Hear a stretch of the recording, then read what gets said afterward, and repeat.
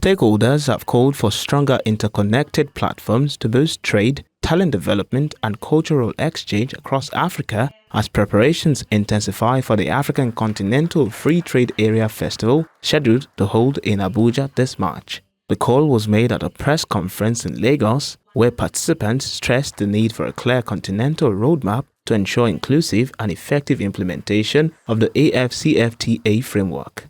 Speaking at the event, Lagos lawmaker Desmond Elliott highlighted the importance of the festival as a platform for promoting African culture and strengthening a shared continental identity. This is now a broader means by which you can connect with other African brothers and sisters, in sharing ideas, innovation, creativity, and all whatnot. So this is a platform that is being birthed to us to utilize and to help for the growth and the better economic improvement of Africa and us individually, individual countries, individual selves.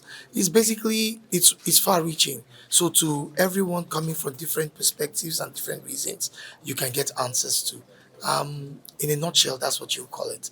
But it's creating that platform. So as you know, this is the press conference intimating people of what is to come in March. So basically connecting through 54 African countries, bringing them under one roof, having your own idea being shared and accepted from other parts of the continent, I think is mind-blowing and fantastic. Project lead, Engineer Mandy, described the festival as an Africa for Africa initiative aimed at addressing ecosystem gaps by connecting business, innovation, talent and culture. We have decided to do Africa for Africans. It's about time that we come together.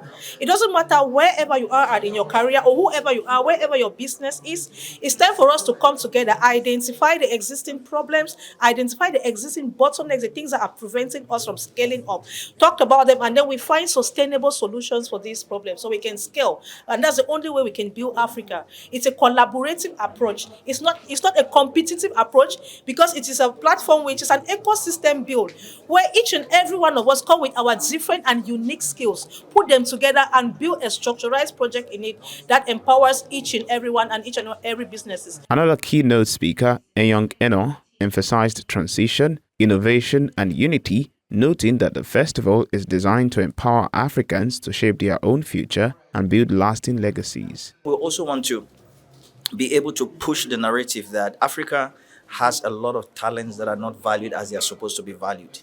There are young sports talents that are bought from South America, they are bought from other parts in Europe. But if you look at some of the big clubs in Europe, it's African players that are doing most of the work. So through these, we want to have platforms where we talk about how can we change the value of African sports people so that we can begin to compete in the market based on what the statistics shows. The statistics shows that a lot of Premier League clubs will not do well without African teams in Spanish league and in other leagues. And again, so you could see that with the AFCON that just concluded. You see the value that African players bring. So we want to discuss that and see how we change the value. When we change the value for African players, we want to make sure that when African players, they make a move, a lot of that resources comes back to the local area where they came from to develop it, create small football stadiums, give scholarship, build infrastructure. So we want to put that in some very organized plan. And that's one of the reasons I'm very passionate about the whole football sector part of it.